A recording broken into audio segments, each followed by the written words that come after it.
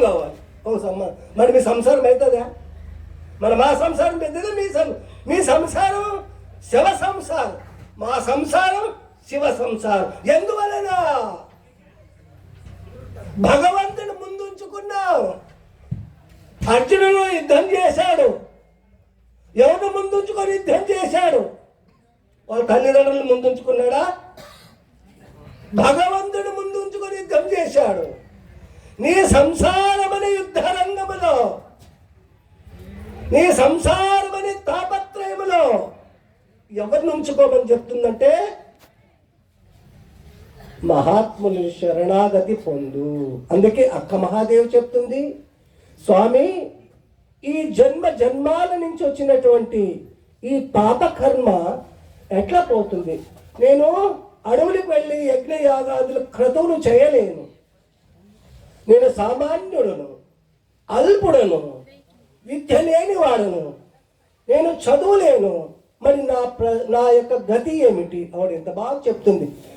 మాతి మాతిగే శంకర శ్రీ గురువే సర్వోత్తమ భారదే బేటవనే రువగ ತಾಟನೆ ಕಾಲ್ ಮುರಿದು ಕೆಳ ಬೀಳುವಾಗ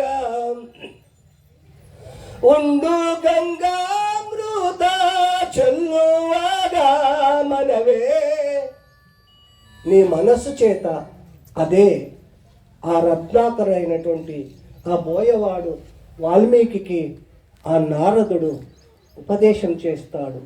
చూడండి, రాక్షసి కులములో పుట్టాడు ప్రహ్లాదుడు.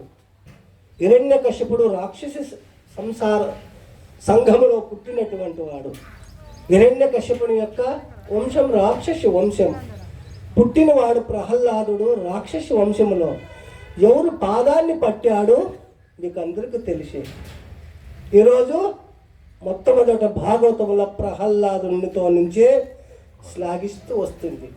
ఎవరికి శరణాగతయుడు? పుట్టింది రాక్షస కులములో, పట్టింది భగవంతుని పాదం. రావణాసురుడు రాక్షస కులంలో పుట్టాడు. విభీషణుడు కూడా రాక్షసులో పుట్టాడు.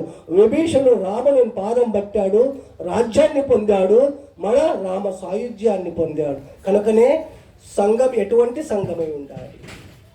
ఎటువంటి సంఘము చేస్తే నీ జన్మ సార్థకమవుతుంది? సత్సంగము. ఇప్పుడు ఇది ఒక సంఘం. అందుకే మనకి భగవద్గీతలో కూడా చెప్తాడు, యజ్ఞ దాన తపస్సు. యజ్ఞం అంటే ద్రవ్య యజ్ఞం. మనం యజ్ఞం చేస్తాం. ఓం సజ్జోజాతం ప్రబుద్ధ్యాం సజ్జోజాతాయ వై నమో నమః భవే భవే నాతి భవేద్ భవస్వాన్ భవద్భవాయ నమః వామదేవాయ నమో జ్యేష్ఠాయ నమో శ్రేష్ఠాయ నమో రుద్రాయ నమః కాలాయ నమః కల వికిరణాయ నమో బల వికిరణాయ నమో బలాయ నమో బల ప్రమతనాయ నమో సర్వభూత ధమనాయ నమో మనోన్మనాయ నమో ఘోరేభ్యో తఘోరేభ్యో ఘోరఘోరతరేభ్యో సర్వేభ్యో సర్వేభ్యో నమస్తే రుద్రాయ స్వాహ రుద్రాయ ఇదం నమమా. ఇది ద్రవ్యయజ్ఞం.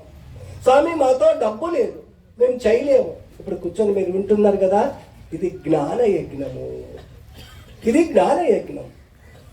స్వామి దీన్ని కూడా మేము ఇప్పుడు మాకంతా ఇందులో నో టైం.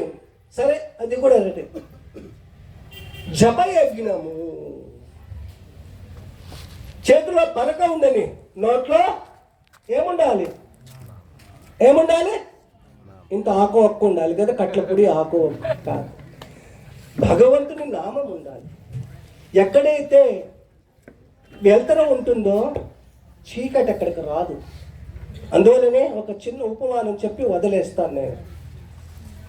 మీకు అందరికీ రామాయణంలో సీతను తీసుకుపోయిన వాళ్ళు ఎవరు చెప్పండి? రావణాసురుడు.